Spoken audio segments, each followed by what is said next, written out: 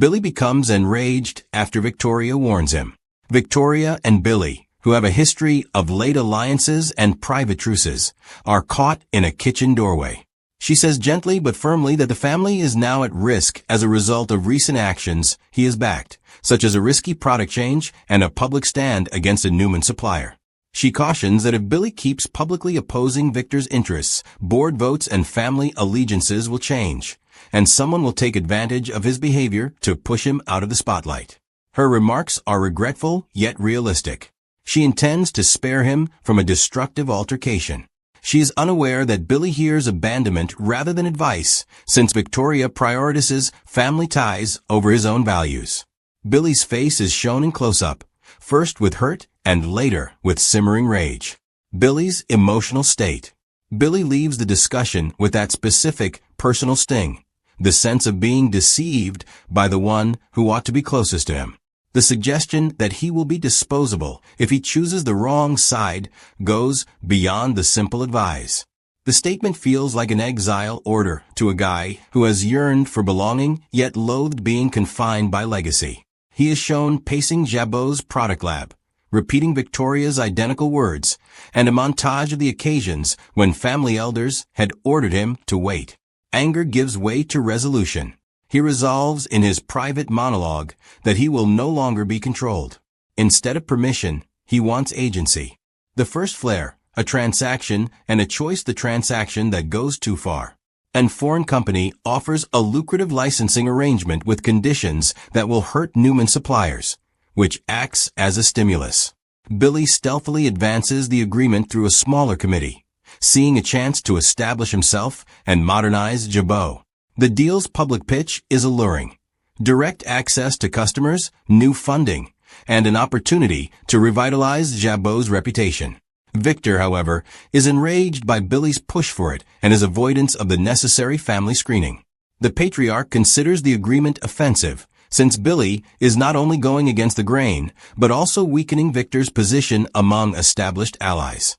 Victoria is embarrassed that she didn't stop the spark she feared by sitting between them earlier. Victor holds an urgent meeting after learning of the near deal. Billy's move is interpreted by him as a blatant challenge. The family structure is being put to the test in his mind. He wants everything back to normal. Victoria's remorse. Victoria is aware that she miscalculated the situation as she observes the aftermath. Billy now sees her prior warning as a betrayal, even though it was meant as advice. She makes an effort to get in touch with him, apologize, and clarify that her warning was intended to shield him from corporate predators. But Billy refuses to answer her calls. The hole gets bigger. At this moment, Billy's rage ceases to be solely interpersonal and turns into a public persona. He strategically, rather than maliciously, leaks a well-written news release outlining the licensing agreement and his plans for Jabot's future. The solicitors at Jabot and Newman shiver. Divide at the top is how headlines describe it. A blaze forms from the spark, Billy's rage. An intense conflict. Late at night, with only one lamp, Victor summons Billy into the little conference room in the Newman Tower. Victor's tone is icy and restrained. Its silence, rather than volume, makes it more menacing. He reminds Billy of his obligations to the business and his family. Billy loses it because he feels betrayed and humiliated. He responds not only angrily, but also truthfully, accusing Victor of limiting creativity, using his position of authority to quiet others, and treating him like a child who needs to be disciplined. The altercation breaks out emotionally. Billy says things he's kept hidden, such how Victor's tactics have ruined lives, how suppressing dissent was too frequently a result of family loyalty, and how Victoria's warning sounded like a vote to sacrifice him for the Newman status quo. It's a raw debate, stung both publicly and privately. Victor responds by threatening Billy's reputation as well as his role. Public repercussions. The boardroom detonates. Minutes come out. A board member tweets a vague synopsis. Emergency calls are gathered by corporate counsel. Billy's ability to execute licensing agreements without board approval will be put to a vote by the board. Although it is procedural, he is the target of the motion. Feeling trapped, Billy won't be chastised into quiet. His anger becomes strategic at this point. as he openly questions the idea that morality is synonymous with family name. He reveals a previous Newman procurement favor that favored a board member, suggesting unfair treatment. Fiduciary obligation arguments and accusations break out in the boardroom. The announcement causes Jabot's stock to decline. The community chooses a side. Allies and enemies in escalation. The Whisper Network and Phyllis. A nervous opportunist and longtime friend of Billy's, Phyllis, sees an opportunity. She approaches Billy in secret and proposes an alliance. For a fee, she can use her pals on the board, media connections, and personal brand cash to improve his reputation. She presents it as a matter of mutual survival. She gains influence. He gains leverage. Billy, sick and battered, agrees. There are rumors that a new power block is emerging as a result of their collaboration. When Victoria finds out about the Phyllis-Billy alignment, she becomes terrified. It now appears that the warning that began it all triggered a revolt.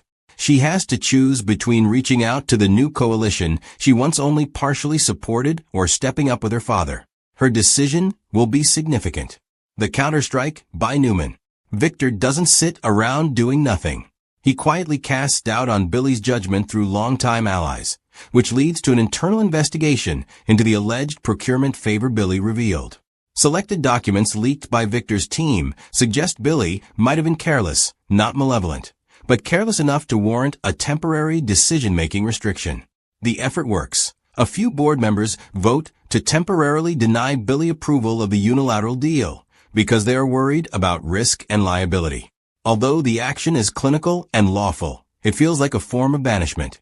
Billy's anger has transformed into blatant humiliation and justified indignation. The public stage and personal costs. Romance in the face of fire. Billy's private life deteriorates under duress. The tabloids portray the lady he had been discreetly dating, someone with industry connections who shares his vision, as a plant in a power struggle. Their personal moments are made public. She puts pressure on Billy to decide between a life together and a family name. He spirals. The price of his rage at Victoria is real. Observing the personal repercussions, Victoria extends a private olive branch.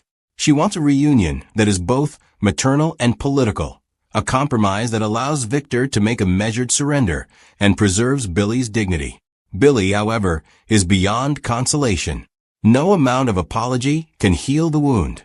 The shaming of the public. His investigative reporter, encouraged by Phyllis, publishes a story detailing Victor's prior involvement in competing businesses as public pressure grows, exposing a pattern of the patriarch stifling opposition in order to maintain his empire. Billy is shown as both a victim and a provocateur in this brutal and well-balanced play. On social media, viewers and shareholders clash. Both the business fight and the cultural dispute are now sources of friction. The fury flares at Jabot. Employees take sides. And when management gets caught up in internal strife, product lines are delayed. The business seems to be adrift. The board decides to summon an urgent meeting of shareholders. Billy sees it as an existential moment. Folding means he will always be Victor's footnote. Battling Victor puts everything he inherited at jeopardy. The crisis moment, unleashing rage. Billy goes too far. The storyline comes to a head when Billy acts impulsively and confronts Victoria in front of the board during a heated shareholders' hearing after being forced into a corner by a board vote that restricts his authority and a well-timed leak that suggests a criminal investigation into the procurement favor.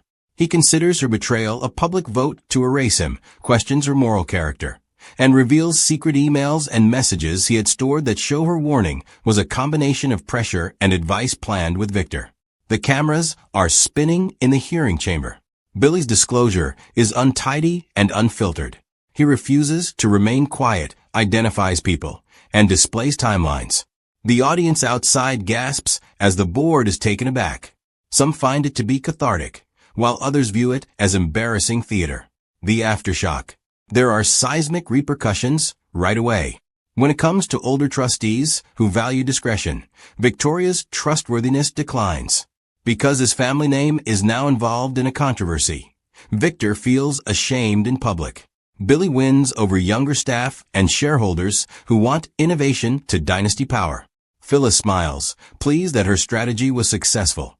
But she also feels as though things are moving more quickly than she can manage. Crucially, the ARC rejects straightforward win/lose scenarios.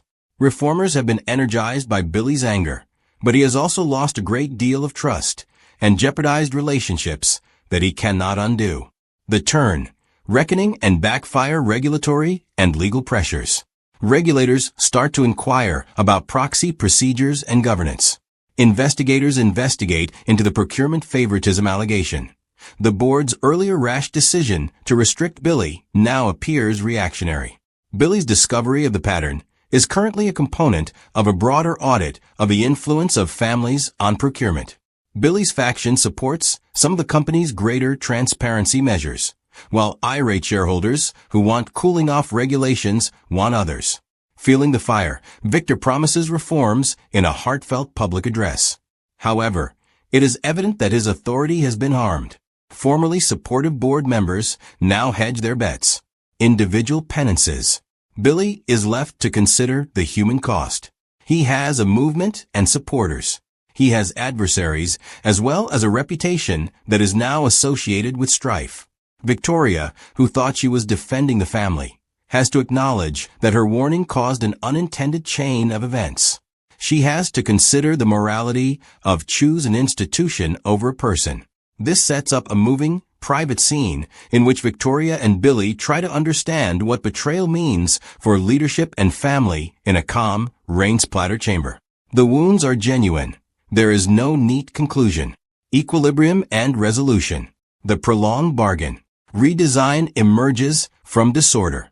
Billy is given a formal platform to advocate for change without undermining family-driven oversight when the shareholders agree a new governance charter that restricts unilateral family action, adds independent directors, and establishes a product innovation council overseen by an impartial industry figure. Billy cautiously accepts the compromise. He gets a public seat at the table and the council, but he has to follow the deliberative procedures that he used to find oppressive. He decides to play the long game. Phyllis receives some power and a place on the Strategic Advisory Board. Victoria is humbled but retains her position. The patriarch is rocked by the realization that he cannot just dictate how the world should be run, while Victor maintains his position of authority, but with a new set of checks that he did not like. Individual repercussions and development. Billy's relationship is damaged, and his partner needs time to decide whether or not she wants to live this life. He and Victoria establish a tenuous truce. She acknowledges that she went too far and apologizes, and he accepts, not as forgiveness, but rather as an admission that they are both bound by roles they never really chose. Phyllis looks forward to new prospects and smiles at her influential position. Now that he is calmer, Victor is planning a more subdued method of influence. Strategic, modest gifts, mentoring, and an effort to restore confidence wherever it can be restored. Genoa City's power map is now different.